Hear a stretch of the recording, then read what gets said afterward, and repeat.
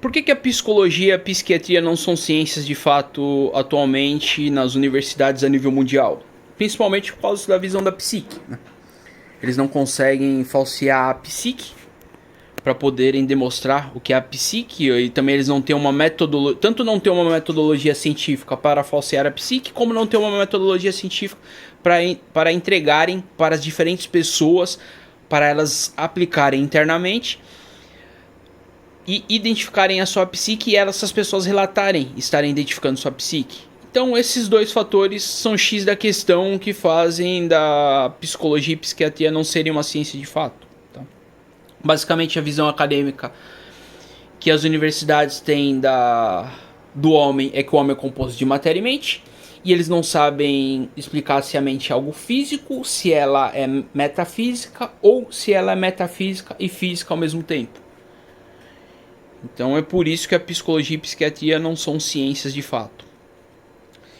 E aí que a gente entra com a teoria do tudo. Para cobrir esse buraco com conhecimento, a gente tem a teoria do tudo. A teoria do tudo, diferente disso, tá? Ela é muito mais complexa. Explica a psique de forma muito mais complexa e de forma a falsear a psique. Então, basicamente, a psique é composta de 6 composições. O homem é composto de 7 composições, sendo uma delas física, e as outras são as 6 composições metafísicas que formam a psique. E a metodologia da teoria do tudo é o processo para conhecer essas composições. Então a gente começa com a matéria, que é o corpo físico humano, que envolve as relações entre causa e consequência. E aí a gente tem a mente, que controla o pensar. E aí existem 2 estados de mente. Existe o estado de mente una e o estado de mente dual. A mente una basicamente é a mente real, e a mente dual é a mente falsa. O homem coloca pensamentos materiais dentro da sua mente, e ele lida com esses pensamentos como se aquilo fosse algo material, o que faz confundir a matéria com a mente. É por isso que a mente dual é falsa. Então o homem tem a matéria, a mente e tem o espírito. O espírito aqui é uma composição metafísica humana, possível de comprovar de forma científica, tá? Não é nessas diversas visões que tem aí das religiões atuais sobre espírito. Ou algumas delas devem estar certas, eu não sei, por isso que eu tô falando, tá? Mas aqui espírito é uma composição metafísica humana.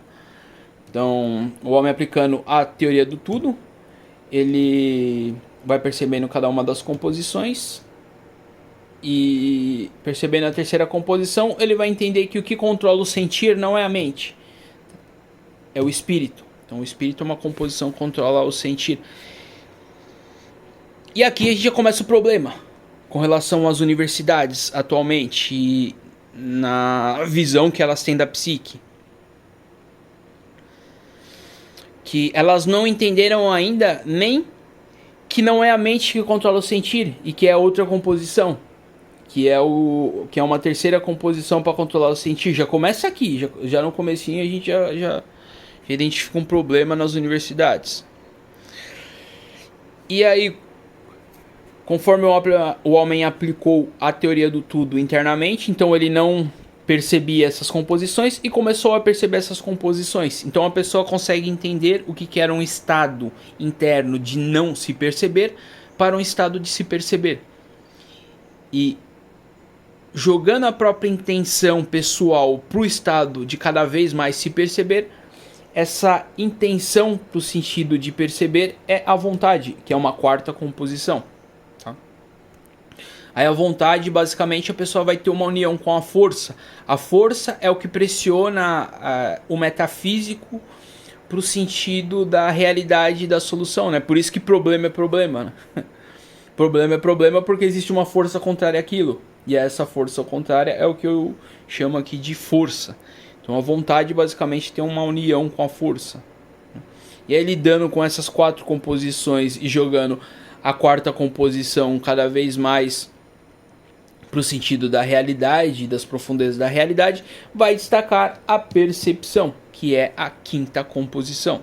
Tá? E a percepção basicamente é como se fosse duas esferas sobre o homem, né? Imagina que o homem está aqui no meio. E aí é como se fosse essas duas esferas que estão sobre o homem. Uma dessas linhas, que são as linhas perceptivas, uma dessas linhas faz o homem perceber a realidade física, e essa linha de fora faz o homem perceber a realidade metafísica. Tá? E dentro da percepção é como se ela fosse composta de ideias. As ideias são os pensamentos complexos que se entrelaçam, se relacionam. Então a pessoa já relacionou esses pensamentos, entrelaçou eles, e essa relação entre os pensamentos é o que forma uma ideia. E essas ideias se destacando conforme a percepção se destaca, fica muito claro a diferença entre ideias falsas das ideias verdadeiras. E aí a pessoa eliminando cada vez mais as ideias falsas vai ficar só com as ideias verdadeiras, e sua percepção vai destacar cada vez mais. Até que vai chegar um momento em que a pessoa tem que lidar com a realidade metafísica, dando um norte para si mesma. Então ela basicamente vai ter que se perceber na realidade metafísica. E ao mesmo tempo não vai poder deixar de perceber a realidade material, né? Perder a noção do mundo físico. Então para isso acontecer, a pessoa vai ter que entrar num estado em que ela se percebe percebendo. E é a partir desse se perceber percebendo que a pessoa vai destacar nitidamente a tua percepção e as duas camadas perceptivas. Tá? Então aqui a gente já tem 5 composições humanas. E a quarta composição, vamos dizer, psíquica. E aí, lidando com as ideias reais, vai chegar uma hora que uma ideia real vai se destacar mais que as outras. Que é uma ideia sobre si mesmo. É a ideia mais real que tem sobre si mesmo. E ela vai destacar e a pessoa vai sentir algo na cabeça dela, vai sentir uma sensação. Essa sensação na cabeça como se fosse uma energia, ou uma luz, ou... vou chamar de energia. Essa energia assim na cabeça é a sexta composição, que é a consciência. E aí a pessoa começa a perceber de forma muito mais nítida o seu cérebro e controlar melhor a sua relação com a parte neural. Quando a pessoa está lidando com a percepção e com a consciência, fica claro que essas passagens para conhecer as composições humanas aconteceu durante um processo em que a pessoa está descendo e subindo nas 4 partes em que divide o metafísico. E essas partes são a parte onde... a parte mais baixa do metafísico é a parte da tentação, depois tem a parte da intuição, que é a próxima camada, tem a camada mais alta, que é a da atenção, e uma camada mais alta, que é essa, que é da intuição, que são como estados perceptivos, tá? Isso são estados perceptivos. E aí a pessoa acaba tendo que descer, subir, descendo, subindo na realidade metafísica.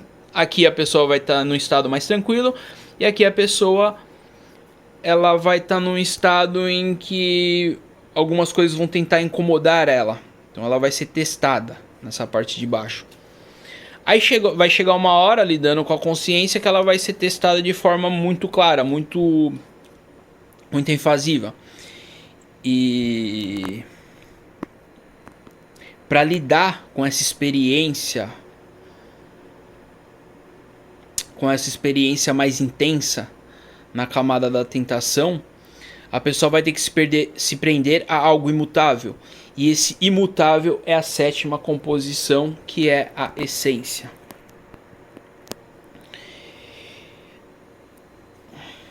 Então, a psique humana, ela não é isso, tá? Ela não é essa coisa simples.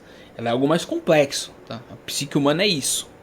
Tá? Ela é essas 6 composições metafísicas humanas. E a neurociência só vai evoluir a partir do momento que estudar as pessoas que já conheceram essas 7 composições. Porque conhecendo as 7 composições, a pessoa consegue controlar melhor a sua intenção. Então, controlando melhor a própria intenção, a pessoa consegue rapidamente sair de um estado de ansiedade para tirar a ansiedade. A pessoa consegue identificar melhor os pensamentos com as sensações depressivas para não entrar nesse pensamento e assim não entrar num quadro depressivo mais intenso no futuro. A síndrome do pânico, a pessoa vai identificar que ela... A síndrome do pânico é um pouco mais complexa. A síndrome do pânico é assim. A ansiedade basicamente é uma vibração acelerada. Tá? A depressão é o que eu acabei de explicar. Né? Então aqui a ansiedade, a pessoa está num quadro em que tem uma vibração metafísica acelerada e ela diminui essa vibração. Então ela controla a ansiedade. A síndrome do pânico, ela acontece normalmente quando a força pressiona as camadas perceptivas. E aí esse pressionar das camadas perceptivas pela força de forma mais intensa faz com que exija da pessoa colocar sua intenção para o interno, para identificar o problema. E pela intenção da pessoa estar muito focada para fora, ela não tem a habilidade de colocar a tua intenção para dentro. E aí quando a força pressiona para que a pessoa ache a solução do problema e a pessoa não coloca a tua intenção para dentro, acaba acontecendo a síndrome do pânico. E depois eu falo do outro. Depois eu falo da esquizofrenia e psicose. Basicamente, como a pessoa consegue se alterar muito rapidamente no estado depressivo para sair do estado de depressão, da síndrome do pânico, consegue se alterar, da ansiedade, consegue se alterar rapidamente. O neurocientista, identificando essa alteração na parte psíquica, na parte neural, ele identificando as atividades neurais que acontecem durante essa transição da saída dessas patologias, é o que vai trazer muitos dados para a neurociência, tá? E isso só é possível... Por que eu tô falando isso? Porque não é possível estudar em rato, né? Não é possível estudar psique em rato. É mínimo o estudo com rato. O rato em si é o homem. Tem que ser um estudo no homem. E para acontecer isso, é a partir do momento que a pessoa já conhece 7 composições e controla melhor sua própria intenção. E aí, identificando essa alteração do quadro da patologia para sair da patologia rapidamente, identificando as atividades neurais das pessoas, é o que vai fazer a neurociência trazer uma série de dados para compreender as doenças psíquicas. Tá? No caso aqui da esquizofrenia e psicose, tem que diferenciar a esquizofrenia e psicose do controle mediúnico. Quando alguém chega dentro do consultório psiquiátrico falando que está vendo coisas e sentindo ao mesmo tempo, primeira coisa que o psiquiatra tem que fazer, o psiquiatra e o psicólogo tem que fazer controla a mediunidade, que é o quê? Se está ouvindo muita coisa, focar com a intenção atrás do olho. Se está vendo muita coisa, focar com a intenção atrás do ouvido. Entre se ver e o ouvir que está o controle mediúnico. Agora, se a pessoa consegue controlar a mediunidade, obviamente não é uma esquizofrenia, uma psicose. Então só consegue identificar que a pessoa está num quadro clínico de esquizofrenia e psicose a partir do momento em que essa pessoa aplique o controle mediúnico.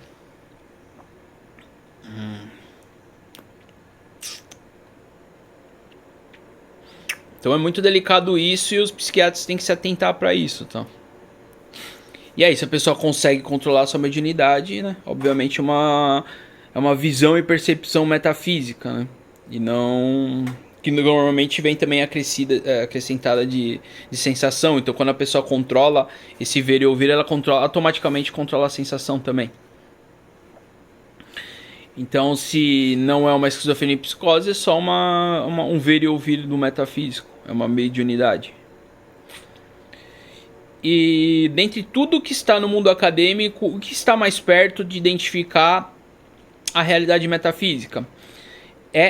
Os neurocientistas que estão estudando as plantas metafísicas. Plantas metafísicas, mesma coisa que planta enteógena. Tá? Planta enteógena são plantas que as pessoas consomem para perceberem a realidade metafísica. Então, basicamente, pode chamar de planta metafísica. As plantas enteógenas, que é até um nome mais correto, vamos dizer assim. Basicamente, quando uma pessoa consome uma planta metafísica, ela amolece essas duas camadas perceptivas. Amolecendo as camadas perceptivas, a força fica muito mais nítido. Aí a força pressionando na ilusão, né, que são essas lombadas, porque as lombadas na percepção elas afastam a pessoa que está aqui dentro da realidade que está aqui fora. A ilusão basicamente isso, é o afastar da noção da realidade. E aí, por amolecer as camadas perceptivas, a planta facilita a pessoa a ver a força pressionando a ilusão. E a pessoa se alterando no sentido da força, a pessoa consegue identificar a causa do problema aqui. E aí ela elimina as lombadas. E aí acontece o processo da cura. Como eu já falei em outro vídeo, muita coisa que chamam de doença psíquica são incômodos perceptivos, tá? O incômodo na percepção é o nome mais correto. E como a psique ainda não foi identificada pelas universidades, eles não sabem, eles não entenderam isso. 3 nomes aqui que eu posso falar, que são pessoas envolvidas com o estudo da neurociência com plantas metafísicas: o Siddhartha Ribeiro, o Draulio Araújo, que estuda Ayahuasca, e o Bruno Rasmussen, que estuda Iboga. Então, o Siddhartha Ribeiro está tentando entender como a pessoa controlar melhor o efeito da Ayahuasca e os requisitos do efeito da Ayahuasca que ficam dias posteriores ao que a pessoa consumiu essa substância. Como a pessoa controlar esse efeito e controlar o efeito nos dias posteriores. Que a chave está aqui, que é o controle da psique, né? A pessoa ver suas composições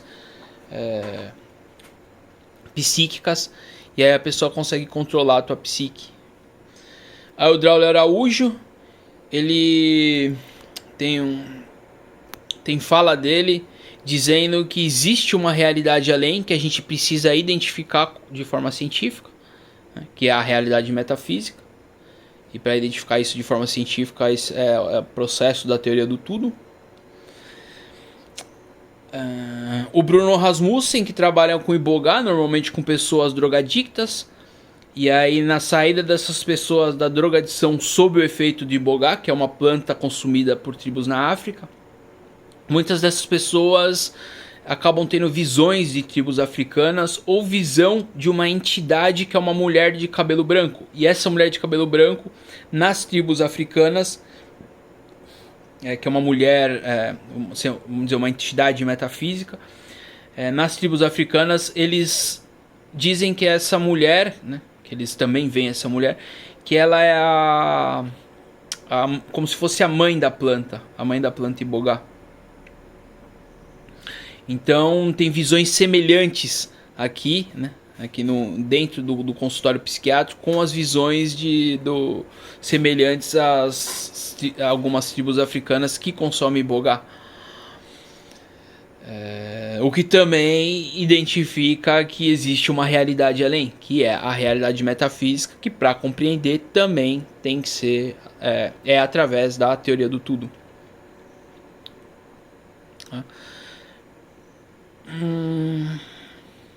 Essas pessoas não conhecem meu trabalho, tá? Eu não divulguei meu trabalho ainda, então, só para deixar claro aqui. E outra coisa é que os remédios sintéticos e os naturais, que os naturais são as plantas metafísicas, né, para psique. Então, os remédios sintéticos, que são essas pílulas que vendem nas farmácias, como os remédios naturais, que são as plantas metafísicas, para terem um bom funcionamento, eles precisam de uma boa metodologia. E sem essa metodologia, muitos desses medicamentos aqui, principalmente os sintéticos, acabam tendo efeitos colaterais. Então a pessoa toma um medicamento para resolver um problema, não resolve aquele problema, a pessoa continua tomando medicamento e acaba adquirindo outros problemas, inclusive vício, né? Que hoje em dia a maioria do vício é por drogas legalizadas.